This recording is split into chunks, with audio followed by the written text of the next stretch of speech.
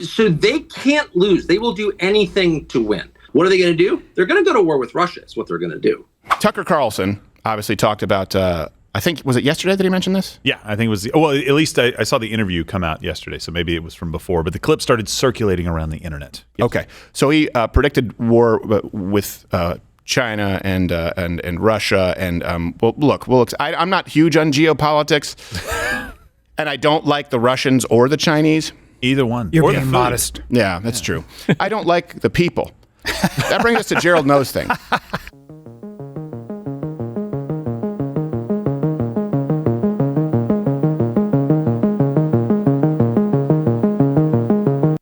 All right, so Tucker was talking with Adam Carolla, and he predicted that, and this may sound a little bit far out, but if you follow through on this logic, it actually makes a little bit of sense. It's in the realm of possibility. This is kind of like an Alex Jones moment. We predicted this when the war with Ukraine started. No. We didn't predict that he would start a war to stay in power. So, no, not Biden. No. So we predicted that obviously it would unfortunately force Russia into the arms of the tiny arms of China. Well, it's going to force them into the arms of China, but really his point right now is that we are technically kind of in a Cold War state because we're funding the enemy of Russia. So this is specific to Russia. He's saying within a year, we're going to be drawn into a hot war with Russia right here in the clip. So they can't lose. They will do anything to win. So how do they do that? They're not going to do COVID again. I know everyone on the right's afraid they're going to do COVID and mask mandate. They're not going to do that. They can't do that. If they've already been exposed, that won't work. There's going to be no. What are they going to do? They're going to go to war with Russia. Is what they're going to do. There will be a hot war between the United States and Russia in the next year. And really? Yes, of course. They want it anyway. I don't think we'll win it, but that's a separate analysis. But I think it's a political matter. They need to declare war footing in order to assume war powers in order to win. I believe that. And I think the evidence suggests that's true. What do you think is wrong there, Gerald? I think we'd win. I think there's no real winning a war like that today, though. I think is what he means. I think these are unwinnable wars. Well, but he didn't say that. So he didn't say like nobody wins. He said, and we won't win. You know? Yeah, I mean the Russian military is a joke now. It is a joke. They've been have exposed. A lot of nukes. We have them. I think they have slightly more. We have slightly more. I can't remember. We're the top two, obviously, in the world, and we have lots and lots and lots and lots of nukes. Yes, I get that. I don't think that we go to a nuclear war, but his point is that if the Biden administration has no other options and they get us into a war and declare, and he said, kind of the War Powers Act and making sure that the party in power stays in power in that situation. So there is no election. Yeah. If they can't get Donald Trump one of these ways, this is a way for them to stay in power. And I think this is a little out there for me. I don't necessarily agree that that's going to happen. I don't think it's out there to make the statement that administrations understand that a perpetual state of war is often good. But to stay in power, that's a different thing. I don't think, I don't know. In other words, it's a very clear, and you guys can comment. Well, I'll be interested to hear the discussion or read the discussion in the comment section. Sometimes I have it read to me in one of those AI voices.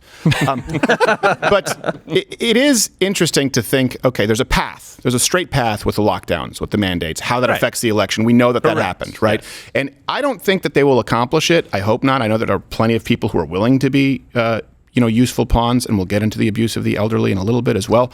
But I don't see the direct path, and it doesn't mean that it couldn't happen with a war with Russia, the direct path into affecting the election. In other words, if you're saying, hey, we believe that maybe it'll increase his popularity because you'll be able to sort of project this pseudo-patriotism and vilify, this foreign enemy. Yeah, but there's a very clear rule set with COVID mandates on how you win an election by abusing that. With absentee ballots and things like that. Right. Yeah. So Tucker's point is that since it's already happened, it probably won't happen again because we're more aware of that kindnd of thing. But don't you think it's way easier?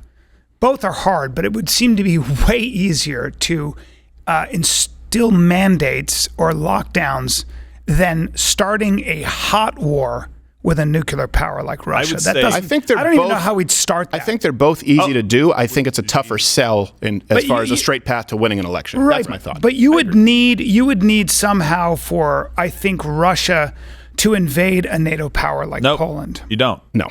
All All you need is for it to appear as though Russia invaded a nuclear power, or I'm sorry, a NATO power like Poland. That's it. All you need is somebody to do something that you can make. Hey, they did this, and that's pretty easy. I mean, those Polacks are surely. You just say, "Hey, I think I see some Russians over there." What?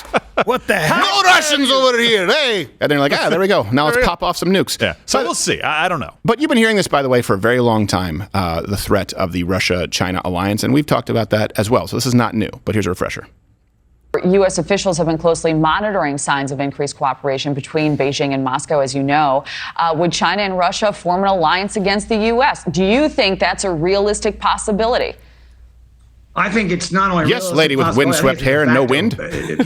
Situation that we're seeing right now unfold. Last February, President Xi and President Putin met in Beijing, where they signed a joint declaration promising each other a partnership without any limits. You conveniently left out the most important part of the deal, which is what the United States wins out of it.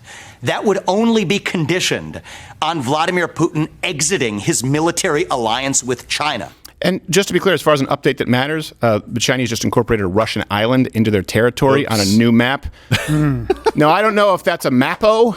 But that's a power move right there. Yeah, it's a power move. It's like, that's ours. And sometimes, we have our investigative journalism unit, but a lot of people don't realize we also have, we have exclusives that are given to us across the globe on a regular basis. We have an exclusive leaked phone call of Xi Jinping, Putin, which may have been what led to the current state of affairs. Hello, Brad. Hello, my friend. Call me Lee. You call me President Putin. I was wondering. You go first. No, you go, Ham. No, please. No, please. I insist, go, Ham. Okay, I'll start. You start him. I start now. You start him. We have a common enemy. And you want an alliance. What?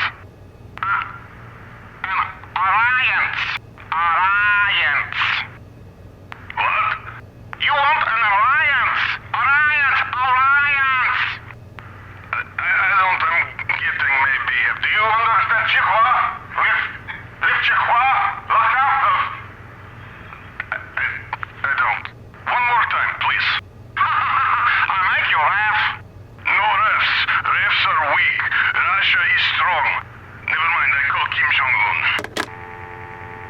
This is fake hang-up? Real hang-up?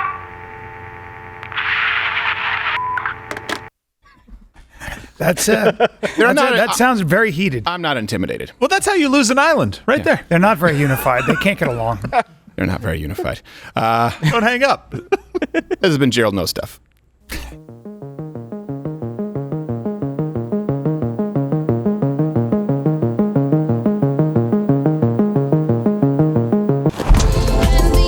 Watch Louder with Crowder live, Monday through Thursday, 10 a.m. Eastern.